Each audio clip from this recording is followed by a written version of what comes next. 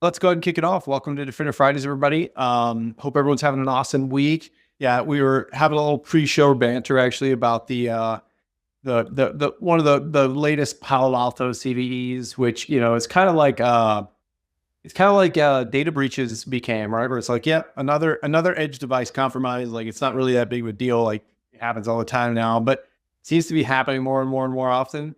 I thought it was interesting that this one they published with two different CVSS scores, 5.9 and a 9.3, which I think leaves room for confusion. Oh, Justin, you didn't have to say there's another Fortinet one because like I think Fortinet's just in a constant state of it.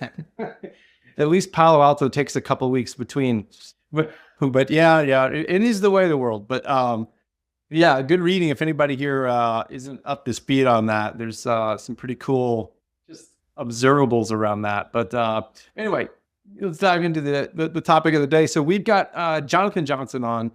Jonathan's with Huntress right now as a principal Windows security researcher, which is pretty sweet. But Jonathan, I couldn't help but notice you've got a really cool background. You've worked with some pretty top firms. It looks like you did some time with Prelude, and then also Binary Defense, and then even Spectre Ops. I mean, you've really covered some cool bases there. So I'm excited to dive into this topic that you've chosen, which is generally talking about telemetry and its applicability to the Defender mission, right?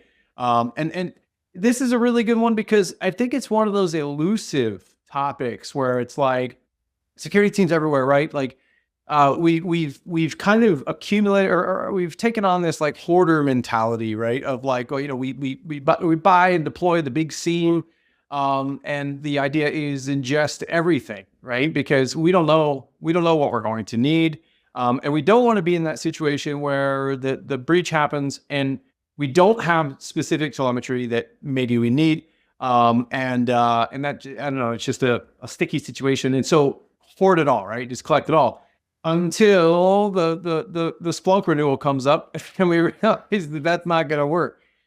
So this topic is, I think, near and dear to my heart, but also I think a priority for all is like, well, what is important? Like, what is the lens we should be looking through? We kind of deciding like telemetry and its value to defenders. So yeah, I'm just curious to hear your thoughts.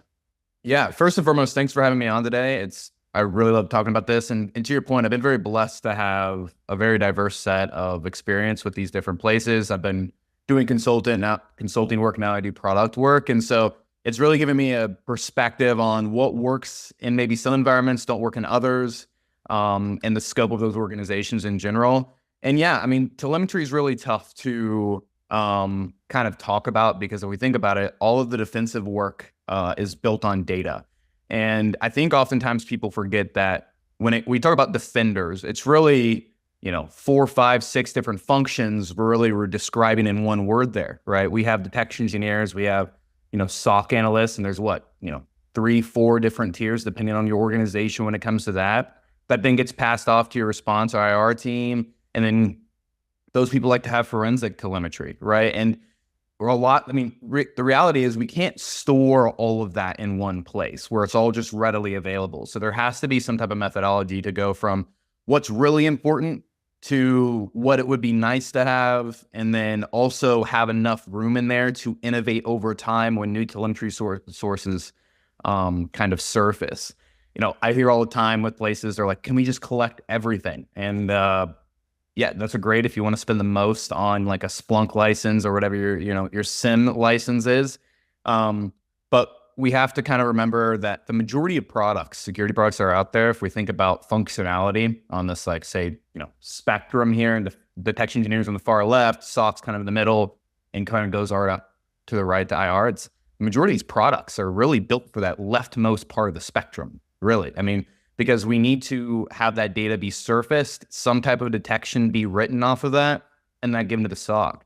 But that kind of leaves everybody over to the far right, left wanting more. That's why in the community, we see a lot more public tooling, I would say, for IR and forensics work than we do maybe detection engineering and SOC work. And a really tough thing today in organizations is the majority of people who we might have telemetry for one detection engineer says this is enough for me to determine this is bad and classify.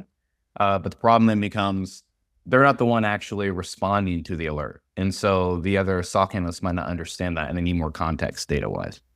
I've got a bit of a hot take around the relationship between like continuous monitoring, like SOC style operations, and the IR digital forensic side of things. And it's that most of the time, the reason that you have dedicated IR focus, people and tools is due to the lack of the telemetry on the continuous monitoring side, right? It's like, well, why do I need to deploy another agent onto this box to gather forensic data to do the deep dive? It's because the telemetry is just not strong enough to support the questions that I now need to answer, right? Getting into the real nitty gritty things. Or maybe the telemetry might have been strong enough, but threat actor unloaded our EDR agent or tampered with our sysmon, like whatever. Okay.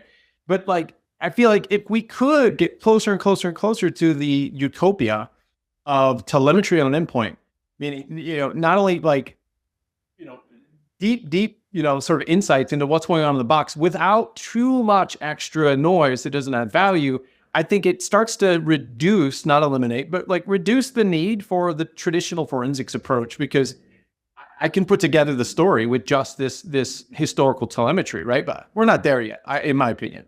Well, to your point, I think we're getting closer. And what I mean by that is, if we think about it, back in the day, someone wanted to know process injection happened. There's no really good way to do that from like an EDR real-time collection perspective.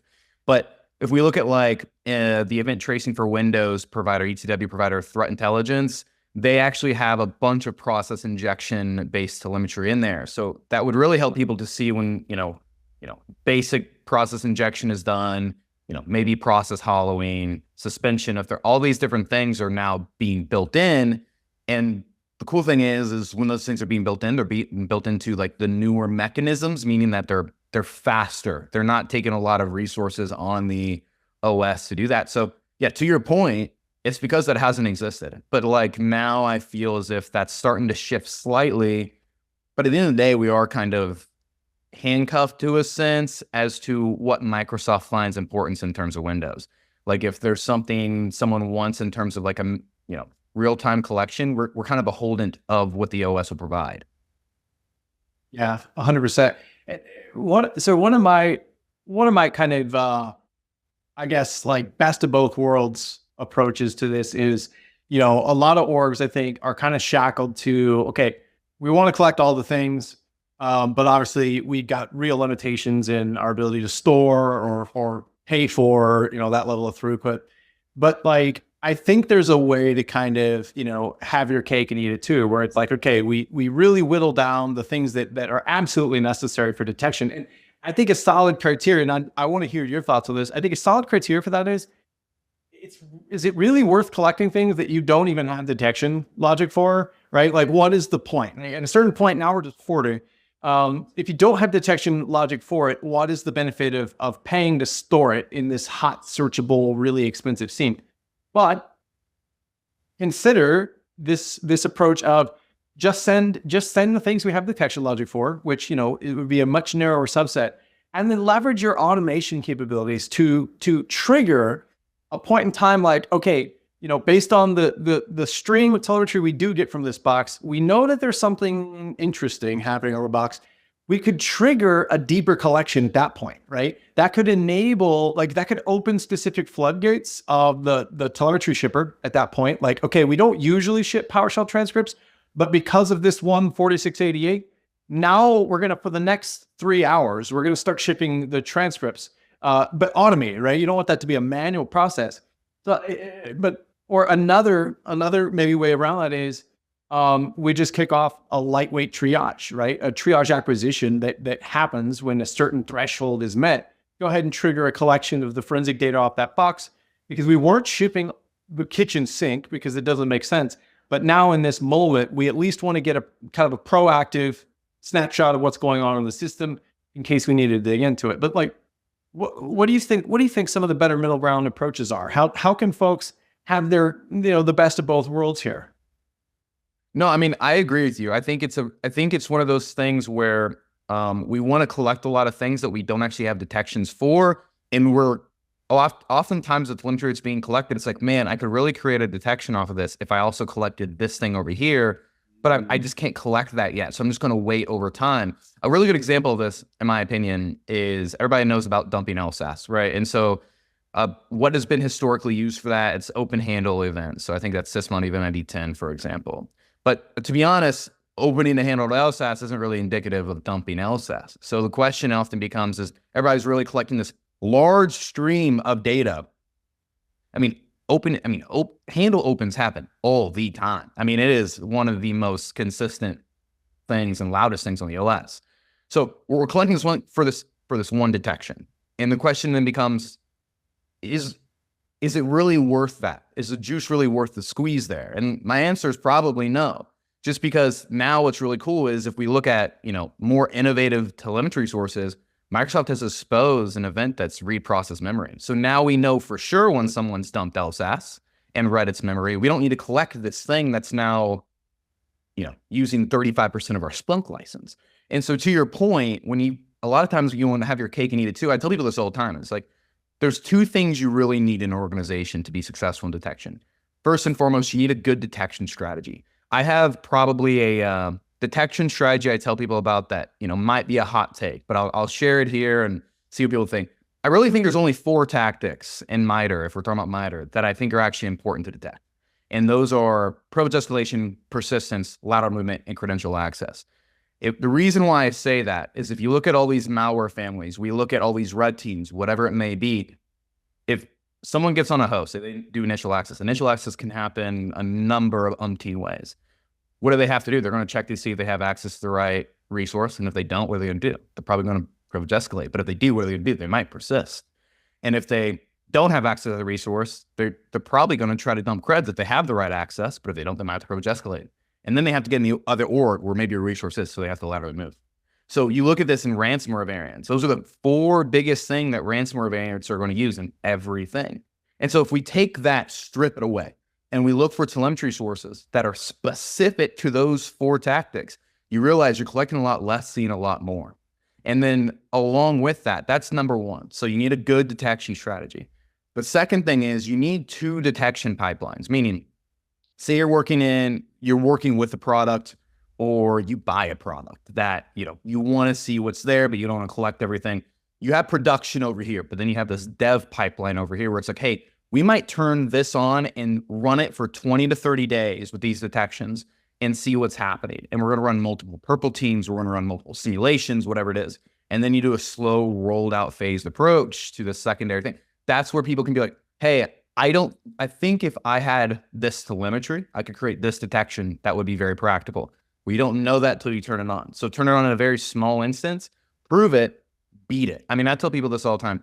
You want to really know how valuable telemetry resource is, turn it on. Don't even try to trigger anything. See how loud it is on the OS perspective.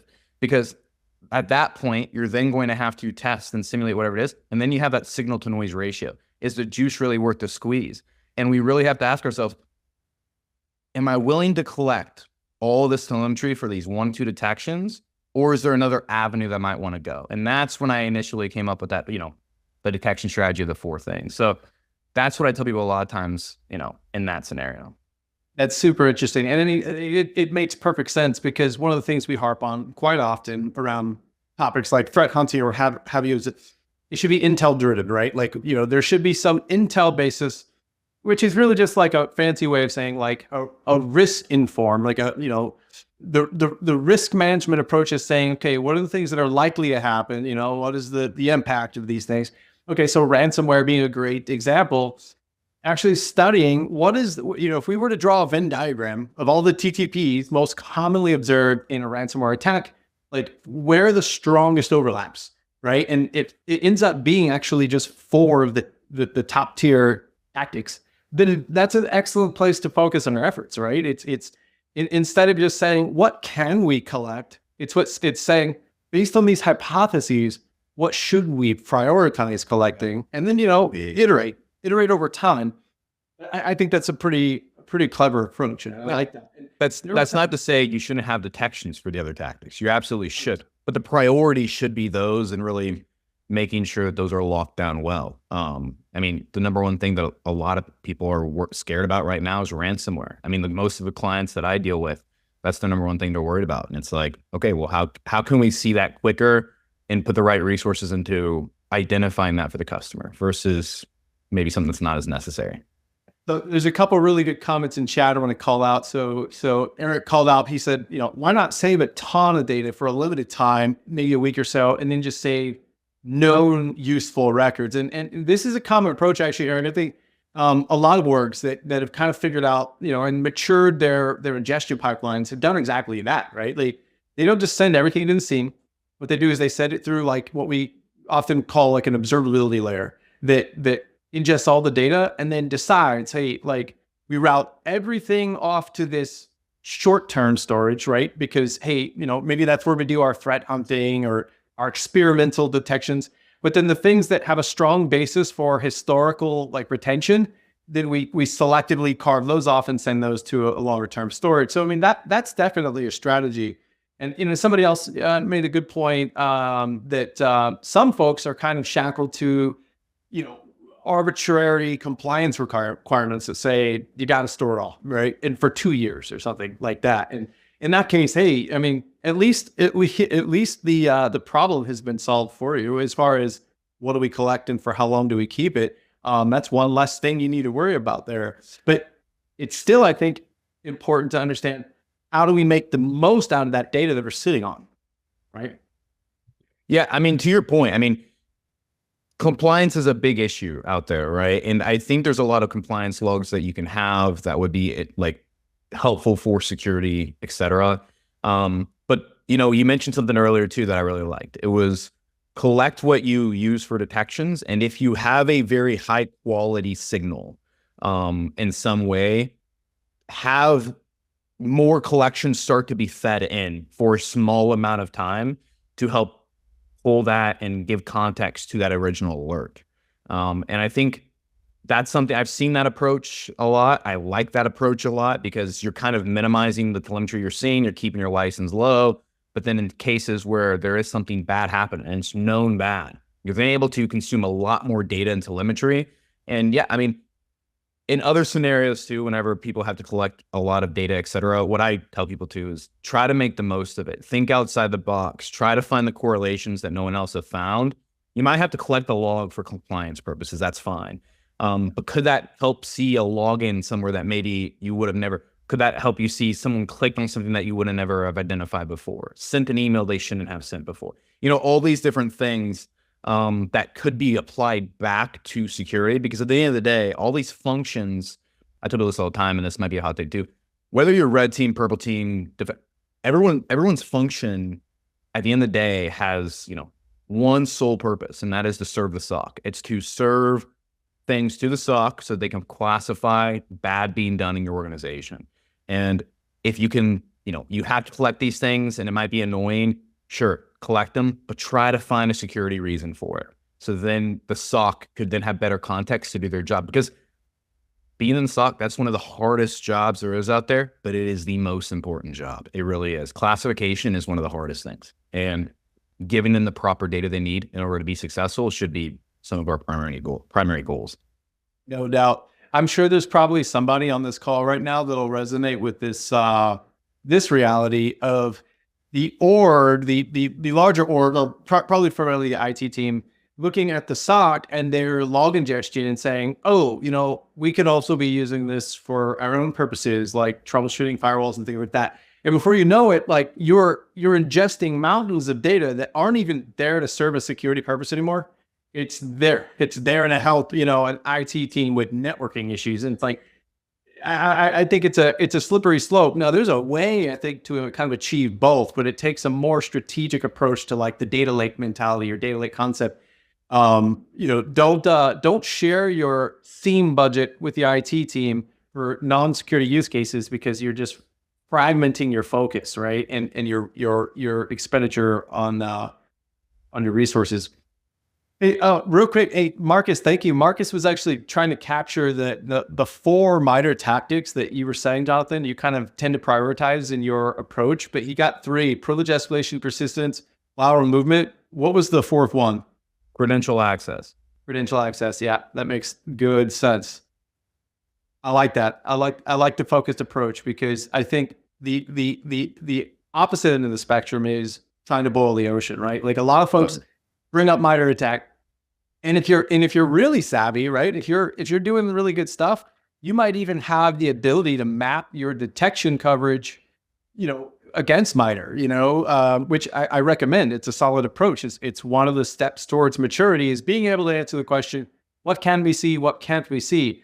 But one, don't fall under the assumption that you'll ever get to 100%, because you won't.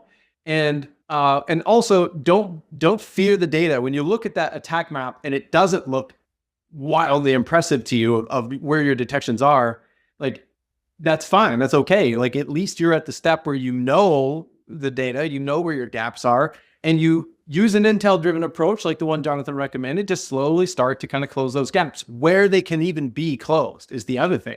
Because Jonathan, what is your take on this? Like, there are potential detections that we'd love to write, but it may just boil down to we don't have telemetry to support this. Yeah. So I would say two things to that. Whenever we look at data, what I constantly do is I ask myself, is this a primary data source or a secondary data source? And primary data sources is what you can build a detection on. Secondary data sources are context. So that can be applied back to a detection. It can be applied to something like, to help investigate, whatever it may be. And sometimes what happens is you might have a really good primary data source, and it's like, man, this is really going to help me detect this, but I won't be able to have a good secondary one. And I would say in those situations, like, go right to detection. But there are other times where you just don't have a good primary data source. And in those situations, what I tell people all the time is keep track of the OS. And what often happens is what you might need is 2 or 3 secondary data sources, combine them to make them a primary data source. And that would help you build the detection that you possibly want. Because if we think about attacks, think of them as you have the intro attack, you have the actual attack itself, you have a pre-action, and you have a post-action. Okay, so let's think of something very, very simple. Let's use dumping LSAS because we used it earlier. In order for someone to dump LSAS, what do they need first? They need a handle. So historically, what we've done, we've created a detection for someone obtaining a handle. But we actually don't see the actual read process access or read process memory thing. Now there's an event for that. So before, people were actually using a secondary data source in order to create a primary detection. And it's been really noisy. It's tough. And then what people have also done is when there wasn't that intro one, they used the post action. So let's say a file being dropped on disk, a temp file, a dump file, whatever it is, because oftentimes it's dump, many dump, write dump. And they combine the two and they say, hey, when this happens, this is a high fidelity signal and this is dumping LSAS. Great. And that's what you can do in certain situations. And when you have that, that's great. But over time, the OS might change and a primary data source might come up. And so now the question is, can you convert those detections that you use that maybe weren't the highest fidelity signals, but they worked, and convert them over to the primary data source? And that's why I tell people oftentimes is don't get discouraged in situations where, like, man, there's no way to detect this. I always tell people, I hate when people say this is undetectable. It's not true. There's data somewhere. There's context somewhere. It's how savvy are you willing to be with the data? Where are you willing to correlate? Can you correlate? And the data attributes that are there, you might need to put something on top of it. But there's probably something that you can do, whether that's applying 2, 3, 4 different secondary data sources together to build the detection, but also keep track of that. Make it a blind spot in your detection. Say, mark it as, man, in the future, I would love if something like this was here, read process memory. Then when that happens, you convert it over and now you have a better signal. The example you gave took me down memory lane of sort of the evolution of using sysmon telemetry for looking for the same exact thing, right? It's suspicious process access events against LSAS. And to your point, like when you're going off of kind of like a secondary or like a lower fidelity telemetry source, which I wouldn't consider sysmon low fidelity, but the process access of it by itself just isn't enough because it happens all the time, right? All kinds of things access LSAS. Notoriously, security tools love to do it, but just lots of things do it. But then there was a more primary data point in the, I forget what event ID that is. Is it a 10 or a 15? Anyway, but there was a better sort of data point in that event, the Huntress, where there were specific well-known signatures within the call trace that would say like, this is definitively like Minikats or a Minikats-like tool, likely running in memory. And that became actually the juicier thing to look at, because now you're not having to get into this like, well, we have to build this massive exclusion list of all the known good things that Access Health has. When what you really want is you want the criteria that, I mean, I don't even need to know what the offender is. I know that if this call trace looks like this, it's bad. And so that ended up being a pretty cool sort of evolution of how we were using Sysmon telemetry. I just dropped a link in the chat for anybody that's curious about that. There's a better link that I'm trying to find, one that we were relying on back in the day, but that'll give you an idea of the concept. I really like that example though, because what that does is it reminds people to constantly innovate and, expand your detections where you can. Oftentimes detections get made and they get put on the shelf and they collect dust. And it's just great. This detection's been working. We're on a purple team. Great. You fire. Let's move on. But over time, data does change, or an understanding of the attack has changed and the attributes that are given within the metadata. And so like a good example of this is like, you look at open process handles, right? That happens all the time where it's like, well, okay, maybe access mask. These access mask LSATs might be a little weird. Okay, great. Now let's look at the stack trace. Okay, wow, this is starting to be a little different. That's the evolution of a detection. That's the evolution of telemetry. And, Elastic has a really good blog out there talking about call stacks, et cetera, when it comes to events. I love using call stacks. I use that in a couple of John Mon events, actually, whenever events that are really tough to determine something bad happened. I drop a call stack in there, and it's helpful to see that data. And so I agree with that 100%. And that was another thing I was going to bring up today is making sure we're not just letting detections collect dust, because telemetry is going to be expanded. It's going to evolve over time, and we should constantly try to renovate those detections where possible. 100%. And furthermore, keep in mind that, Microsoft's constantly changing the available telemetry. You kind of touched on this earlier, Jonathan, but like there's one sort of inflection point I remember not so long ago where Microsoft added like a critically important new telemetry item. It's not that new anymore, but it was the WMI activity operational logs. And there's like one event ID in there, 5861, WMI activity or WMI event consumer creation, right? That like nobody really knew about. And because most people didn't even know about the tactic that it was tied to. But before that, there was no solid native telemetry source for it. And then suddenly there was, and nobody knew it was there. So it wasn't being shipped to the same, like, even though it was like one event ID, that's all you need. And that will be a very high fidelity detection source. So it's like, you almost need to have like a continuous improvement, like sort of cycle built around constantly assessing not only your existing telemetry sources, but then asking the question, what's new? Like, when's the last time, I kind of throw this out there, open-ended for all of you. When's the last time you opened up the event log directory on one of your systems and just saw the wild number of event logs that are in there and said, are any of these not in our current detection, sort of approach that maybe should be? Right. And just kind of, coming back around and answering that question maybe once or twice a year at least. No, I agree 100%. A good example of this is, it's funny you bring that up. I love WMI. One of my mentors is Matt Graber, and he loves WMI. So I'm like a big WMI guy. But it's funny because, if you look back at, let's say Sysmon, for example, they have WMI event subscription events.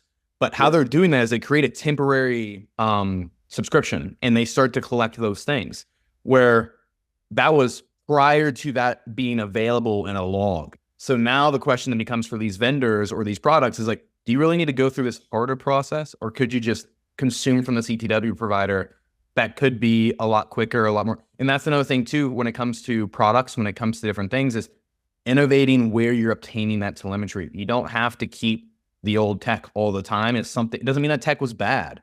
What Sysmon did was awesome, but there's something a little quicker now, and it has everything you need for a high fidelity signal.